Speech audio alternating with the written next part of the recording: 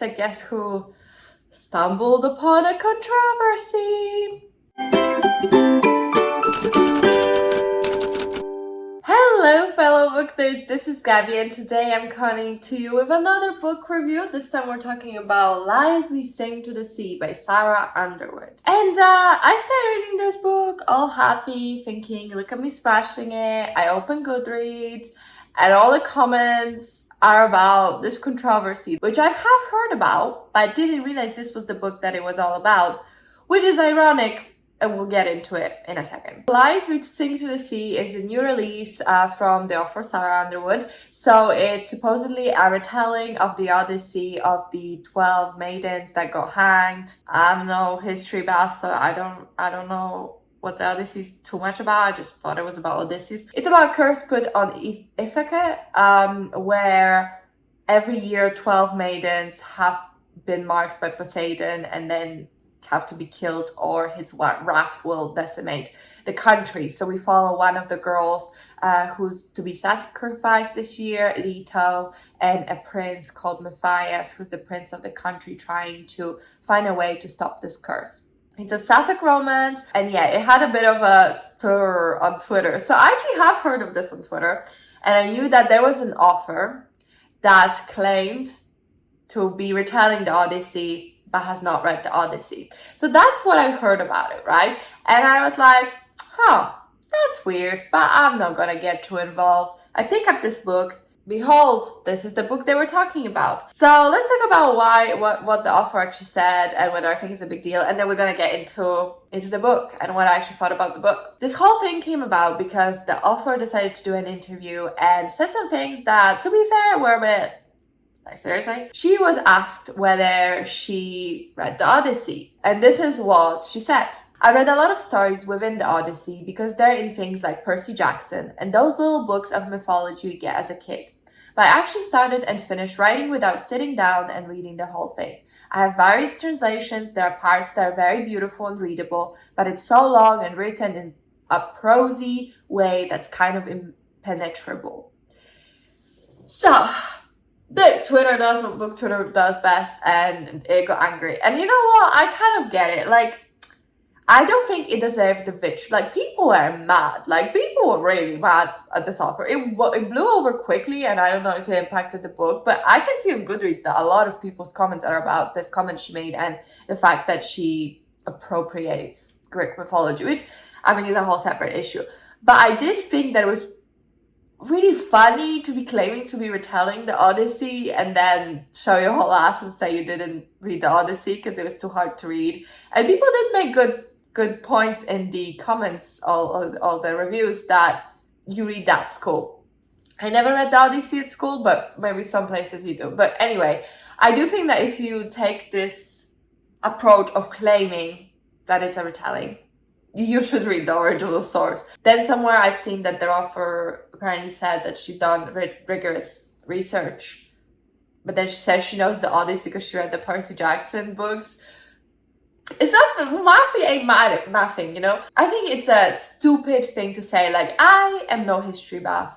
I love history. I love Greek mythology.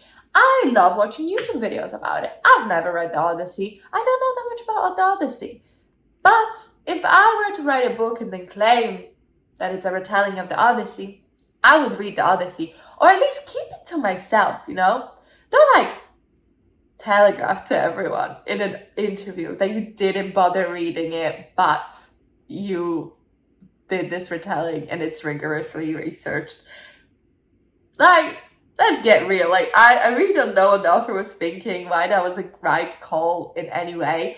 I don't think it's as outrageously disgusting as people are portraying it to be. I think it's very ignorant and really funny to me that the author was like, yeah, I read Percy Jackson, so it's fine. There were some other things also she said, and she claimed to have brought mythology to YA because mythology has bypassed YA. So what she actually said was, there's a massive gap in the market, particularly in YA.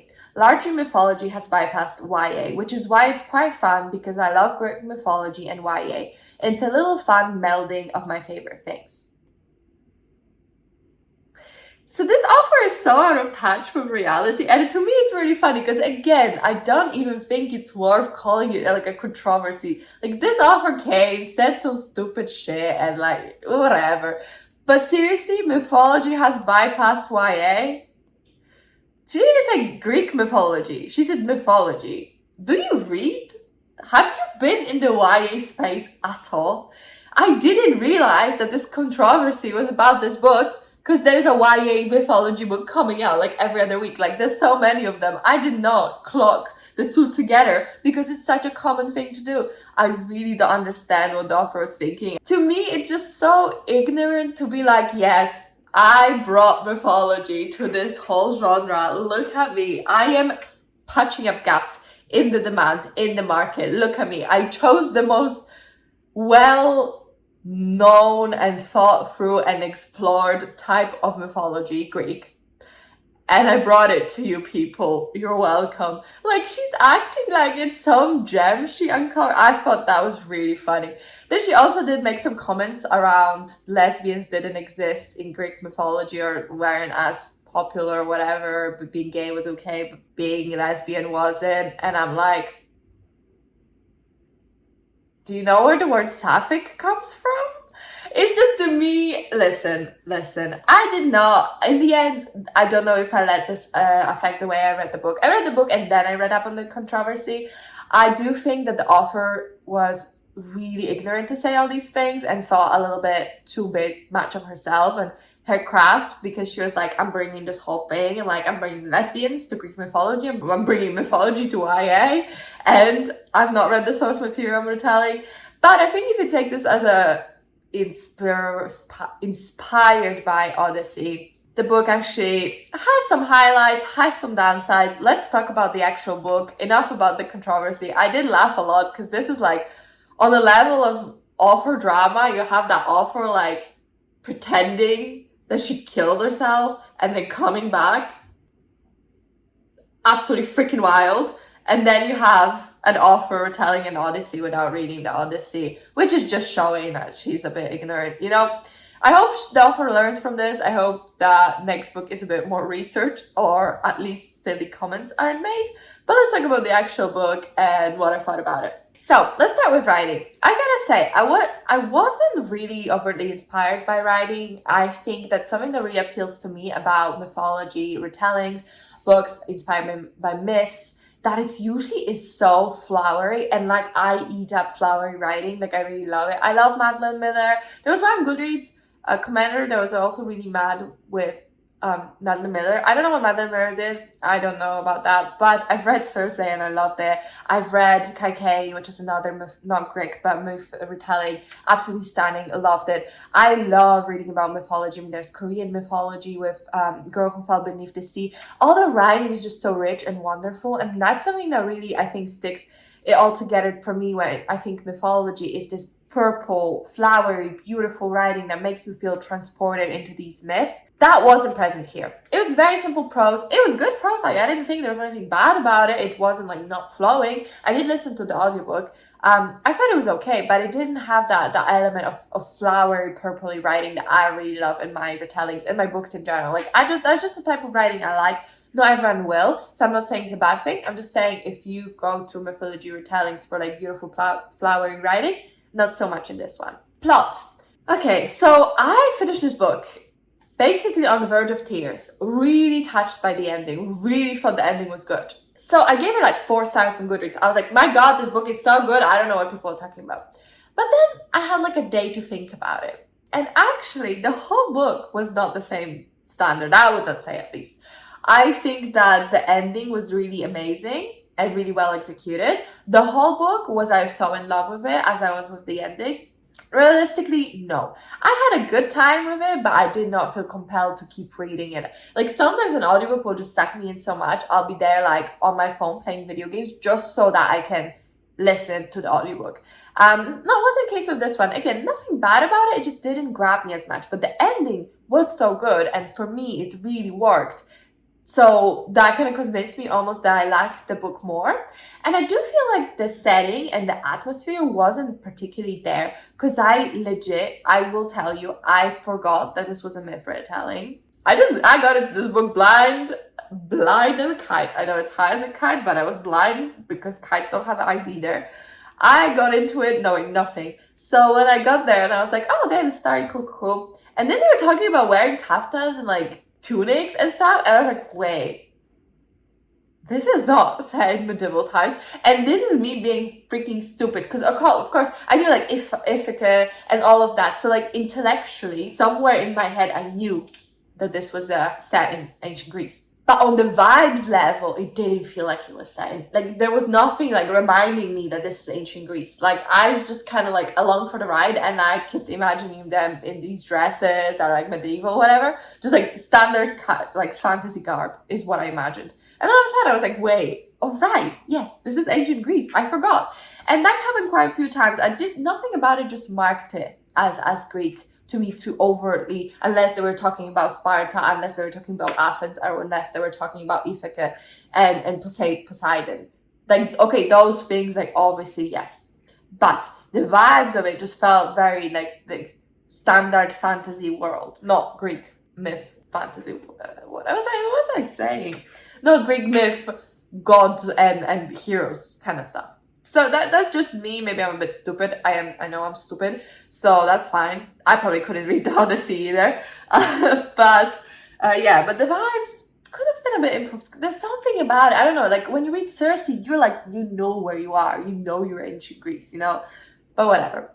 Let's move on to characters. So Leto is the main character. She is the daughter of the last oracle, or like royal oracle. She's kind of an oracle herself. She gets some visions, but not too many, and they're not very accurate. So she gets sacrificed to Poseidon and dies, and then is found by Melantho, who is this other woman who lives on this island, and the dead girls come to her island, and once in a while one of them will come back to life. So they both have this kind of like almost siren thing where, well, I guess siren really, or mermaid. Okay, so in Greek myth, I think sirens are the ones with wings, so it's more of a mermaid. They don't have tails or anything, but they do have scales, and like they have this transformation. They can look human, but they also can transform, and like they have some magical powers because of the water, because of Poseidon and whatnot. So they develop the relationship there, and then you have Matthias, who is the king or prince of Ithaca, and he's trying to stop this curse and trying to figure out how he can stop this curse. I really like Leto. I really like Matthias. I wasn't too hot on Melantho, but that was just because she had very strong characterization, and I was just vibing with it. But there is nothing wrong with her as a character. I just didn't like her as a person, which I think is perfectly fine. But overall, I do think the characters were kind of the strong point of this book. They were all very well defined. You really understood them. You really understood their relationships with each other, and you really saw where they were coming from, and you could kind of see what their actions would be based on that, which I think is pretty strong characterization if I can like understand what this person would do in this situation. So I had a really good time with the characters. I do think they were the strongest point of the story. They were executed really well. Characters, I would give like a really good score on that, because it was quite an important part of the book that got me hooked, especially that made me care about the ending so much. Because the plot, it was a little bit non-existent. We're just trying to solve this whole curse mystery, the whole book. Now, if we go to themes, I think that's where a little bit my disappointment with this book lies. Because if I was reading this as any other fantasy book, I'd be like, all right, it was fine. But if you think about it as a Greek myth retelling, I think it just lacks that spunk that makes a Greek myth. I don't know. It was a tragedy, but was it a Greek tragedy? I'm not so sure. I love Greek tragedies, honest. I love dramatic irony. I love destiny, the fates, that feeling of hopelessness because your path is predefined and fighting against it. I just think there's so much depth there, and I love dramatic irony. I love getting a prophecy, doing everything you can to not make it happen, and those actions being directly responsible for the prophecy coming true.